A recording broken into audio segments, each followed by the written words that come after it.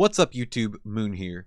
This wasn't really a video I wanted to make per se, but in the spirit of practicing what I preach, that being keeping it real, being honest, transparent, etc., I figured there really isn't going to be an ideal time to say this, so I'm just going to drop it and say it outright. The Zero to Hero series is in a shaky place at the moment. I'll go into some further detail regarding our situation, then I'll leave the floor open for possible suggestions. The truth is, the direction I thought the series would go is vastly different from how it's currently going. What do I mean by this? I'll give some background and fill in the gaps to paint a better picture. When I started this series about a month and a half ago for episode 1, I didn't really know Zicho and Dam all that well. I didn't know their complete personalities, I didn't know what playstyles worked best for them, and I didn't know if we would stick together as a team, or if something would happen throughout the series where I'd end up on my own again.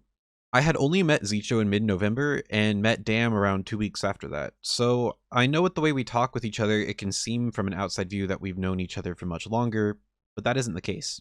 Regardless, we picked a composition we thought would be tolerable enough for us and ran with it. We got a few weeks in and realized that the playstyle of Death Knight and setting up kill windows did not suit Dam's playstyle at all and was running opposite to how he likes to play the game, so we made the swap to Evoker to better compensate what would make the game more fun for him. We played a few sessions with Evoker and Warrior and shortly realized that those two classes have very little synergy with each other, as Evoker's hypermobility makes it difficult to stay in intervene range or play defensively.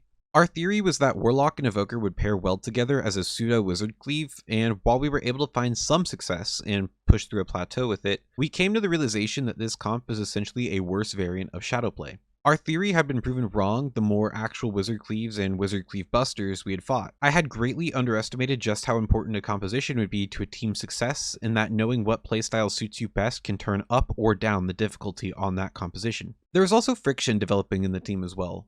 All three of us felt like we were doing everything we can outside of the windows from playing together to improve, but we also felt like the others weren't putting in the same effort. However, after talking it out, we recognized that we were doing different yet critical things to improve.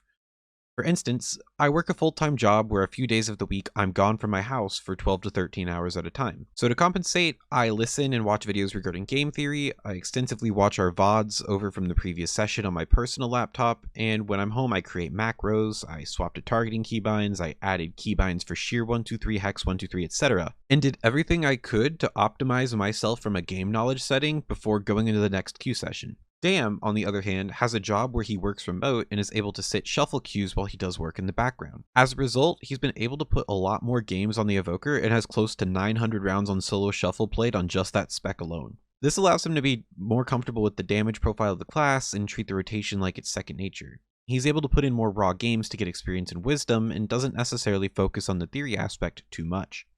We were only able to deduce this after an argument, and surprisingly, it had a great resolution. The biggest thing I admire from my teammates are their high levels of emotional maturity. It's kind of jarring, actually. Many of you listening to this know how volatile the PvP community is, and how trying to communicate with people can feel like defusing a bomb or walking on eggshells. I'm still adjusting to the fact that I can talk to these guys about literally anything in a mature way and not have them go off the rails. And from this, we had a discussion a few weeks ago as to what would be next for us, the future, and the channel. Back in episode 1, I said I had big aspirations for the game and for myself. Those aspirations were rank 1 and the ability to be an AWC competitor that would be viable enough to make the broadcast or gauntlet, which is top 8. The thing is, you can't even have a sliver of a dream for rank 1 if you've never seen the face of Gladiator before. It's point blank obvious. Dam and Zicho, on the other hand, wanted to get Gladiator, play some more games for fun, and then chillax for the rest of the season. We all value different things, and seeing as we're in different places with our lives, our goals are different as a result. Without going into the super specific details, both Dam and Zicho are at minimum a decade older than me, so it makes sense that I'm willing to sacrifice more for a title in a video game at this stage of my life, whereas their priorities are more oriented towards fun, relaxation, and maintaining good status with their families at the end of the day. And what's really sweet of them both is that they do want what's best for me, and they both wanted me to use them as a springboard needed to find that rank 1 push team after we had all gotten Gladiator, and to use my channel and small community as a networking tool to make that happen. Of course, this is still very far out in the future from happening and may not even happen at this point, but it was cool to have that discussion about our goals, dreams, visions, and plans. The past few Q sessions have been frustrating, and given the situation with how each of us has improved at the game in different facets, I got very upset playing as the healer for our team. I saw many perfectly good games where we had things rolling in our favor, I was playing my heart out with my new macros, and I was assisting in creating win conditions for our team. I was disrupting enemy setups, landing cross crowd control, and keeping my team long enough to where dampening would become a factor. The issue is we would go many games where we would never get that setup we needed, and I would go out of mana and dampening. Playing as a healer can be rewarding when things go well, and give a feeling of helplessness when it doesn't. It's a high stress role that requires exceptional play and game knowledge, or your team is going to die and it's game over. The more we continued, the less fun I had with the game, and I started to dread queuing up again. I started to dread trying to spin this in a way that was cheery and happy for the audience because I flat out wasn't having fun queuing or playing the game in general for that matter. It felt like we were still missing key game fundamentals we weren't locking in, and playing such an obscure composition also meant there were virtually zero resources to compare to and seeing what we're actually doing wrong. We don't have an extensive BattleNet list of gladiators to show us what we're missing or anyone to coach us along the way. The best we really have are the consistent viewers giving feedback through the games I pick from our sessions to include in the episodes. Outside of that, we're pretty much the blind leading the blind. I don't remember which one of the other two it was, but someone somewhere has suggested another comp swap. I was vehemently against the idea of it because I was still receiving pushback from episode 3's comp swap and dealing with the mental burden of viewership tanking over 50% from that alone. My vision for this channel is uploading the content that I myself would want to watch, and honestly, I would have tuned out of my own series too if I saw that this team swapped a composition after 2 episodes, let alone thinking about switching again.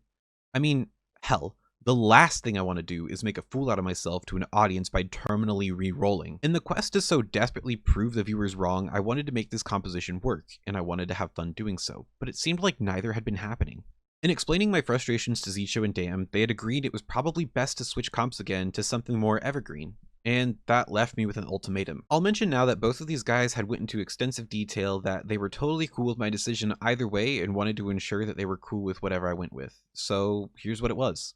Either I would continue to play with Zicho and Dam in this variant of the composition or another and come to terms with the fact that Gladiator is more than likely going to be out of the picture for us for Season 3, or leave the two of them, find better players, and greatly increase the chances I hit Gladiator for this season.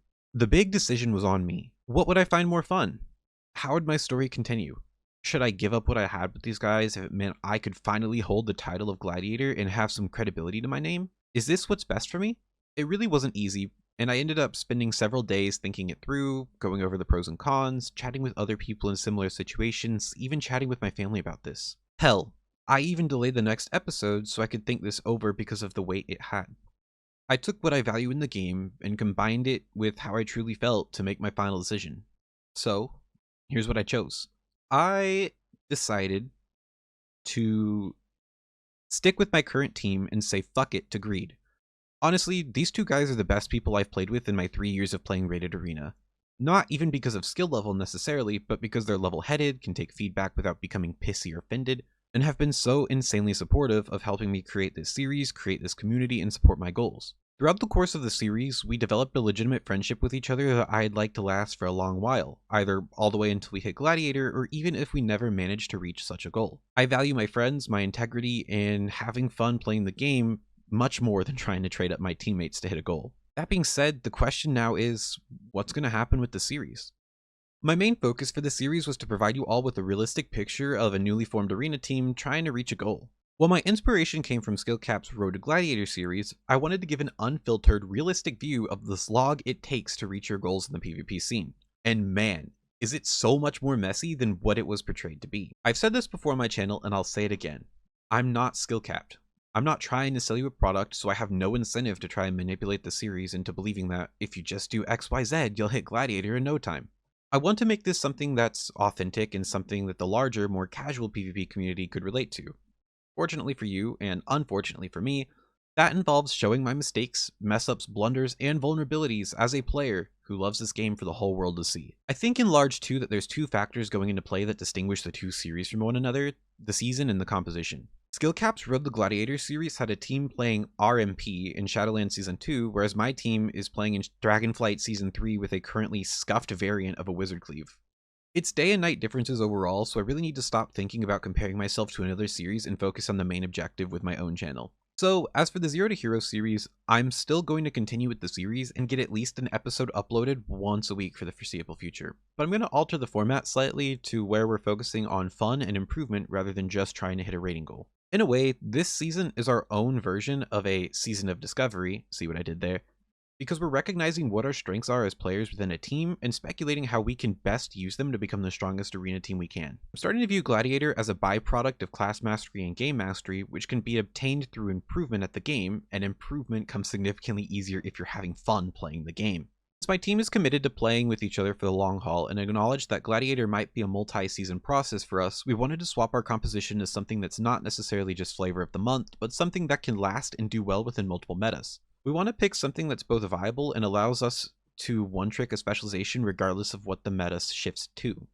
I think our biggest mistake overall was not considering this whenever we started the series, so we pigeonholed ourselves into comps that either weren't fitting our playstyle or just weren't viable overall. Something about playing in the AWC last week left me feeling mixed emotions. We wanted to play for the sake of getting the banner, and anything else after that would be gravy. To my surprise, we did significantly better than expected, winning 2 of our series before being completely knocked out of the tournament. We played against some of the best players this game has to offer, and we were able to learn a lot from facing them even in our few short series games against them. The biggest takeaway was that class mastery and team synergy matter more than anything else. In my series against the Move, I was left starstruck seeing just how this BlizzCon team had such a deep understanding of how their classes played together and against every single other class. How, whenever I'm sitting in crowd control, the next player was already positioning for the next crowd control in the chain. It's astonishing. I want us to find the comp that we're able to play throughout any meta and become that deeply dedicated to the journey of mastery. I want us all to have a spec that we can fall in love with, dream about, and thoroughly enjoy playing whenever we log on to play. So, that leaves us with our current in-game situation, and this is where any constructive ideas would be appreciated. We want to figure out a composition that can work in any season to some degree, and something that fits each of our playstyles. So, I'll give an analysis of what we each enjoy in a class to maybe help spark some ideas.